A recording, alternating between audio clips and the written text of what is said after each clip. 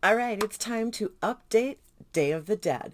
Before I get started, I am going to ask you to please do all of the things, and you know what they are. Before I get into this, couple of things. I don't know what happened. I tried. Not great, you guys, not great, but we were trying to play around and do something a little more creative. I did have a little bit of a reaction. It'll be fine in a couple days, don't worry about it. But yeah, this ends up looking almost like a really wonky bird. It wasn't supposed to be that. But anyway, I did attempt once again. So the reason that I did that is because this is for the Day of the Dead project. This is a project that was created by my beauty gurus. We have got Jen. Excuse me. We have got Jen from Project Beauty and Kim from Teacher Loves Beauty.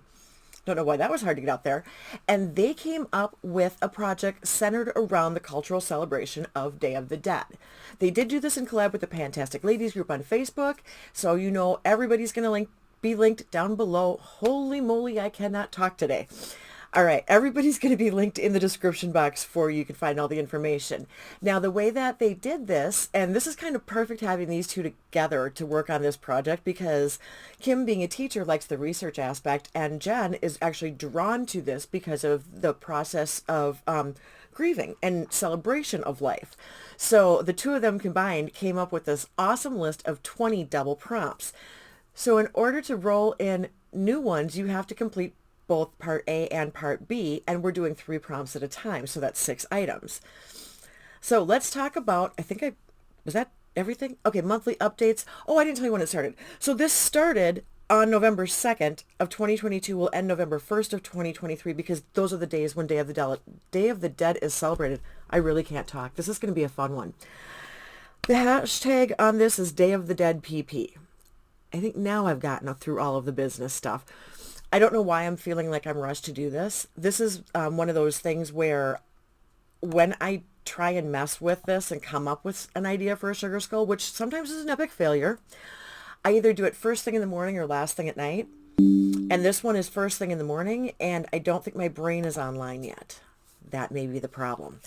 Anyway, let's get into what I have in the project.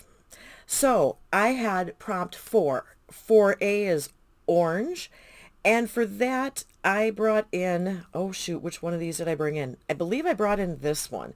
This is the Shiseido Urban Environment Sun Dual Care. I've only used this once, so that one's still almost full. But for 4B, oh wait, no, is that? Now I got to get a magnifying glass because now I can't tell you if that was the right one or not. Holy moly. Nope, I had it backwards. This is the one that's the urban environment one. Now this I can see through, and I'm already down to almost the bottom.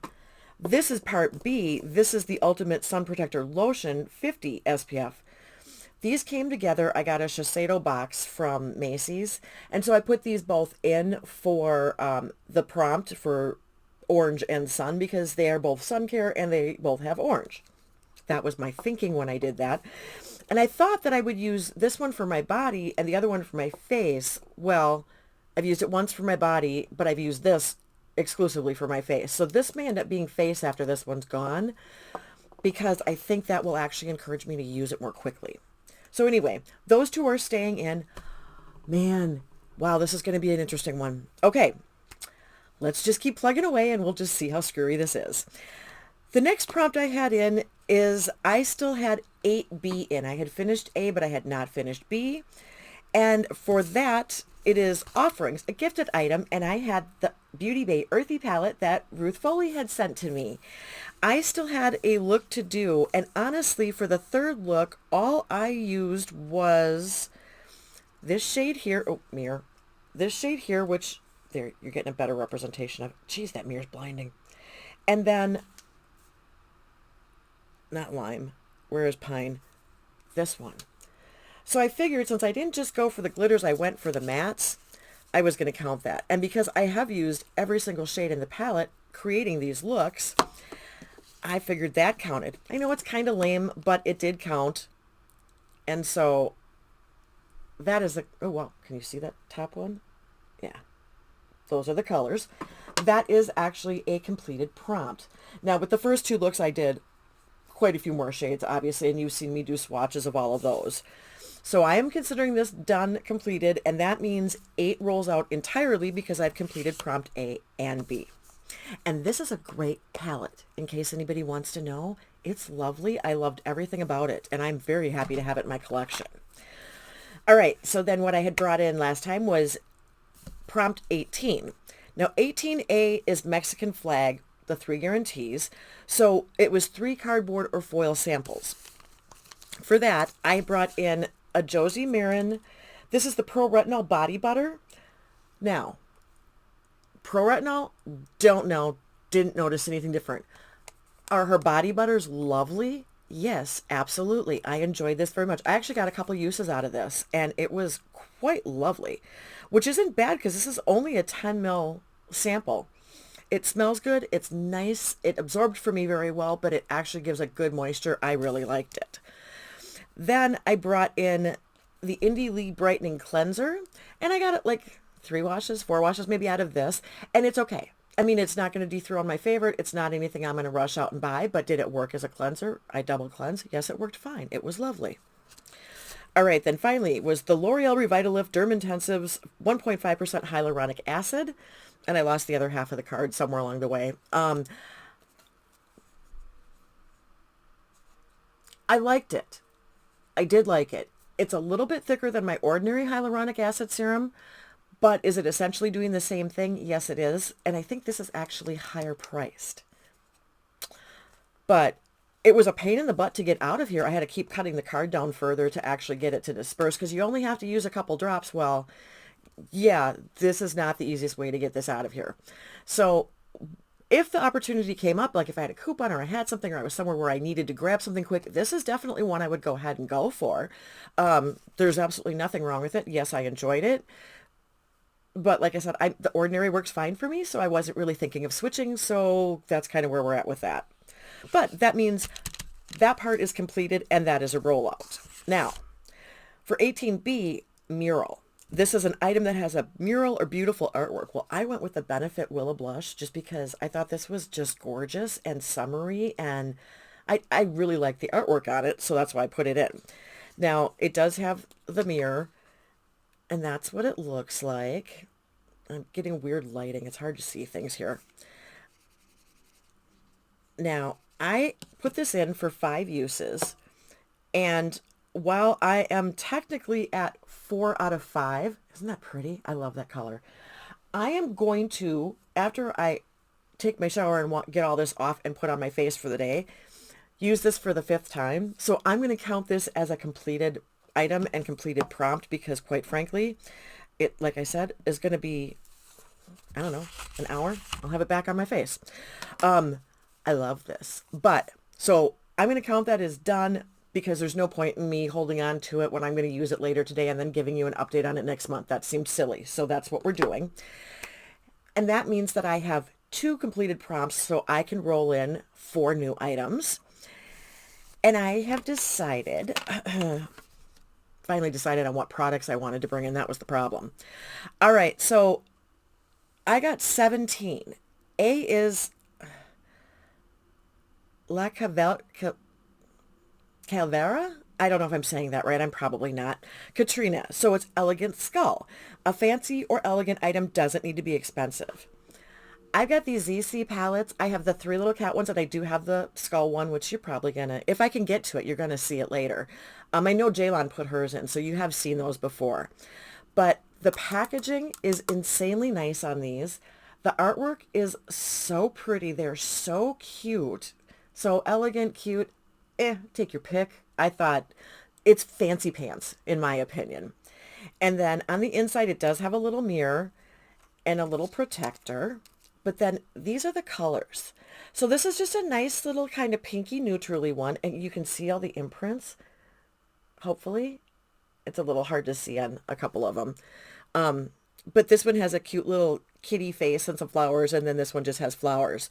So I figured I wanted to bring this in for 3 uses because I have never used this at all. And it's just sitting in my collection, and that seems like a silly thing to have sitting around. So we have 2 shimmers, 2 mattes. And we'll do it on this side of the hand. This one is going to be a setting shade for me because it literally just blends into my skin. And that's going to be a gorgeous topper. I don't know if you can see. You can barely see the colors on these.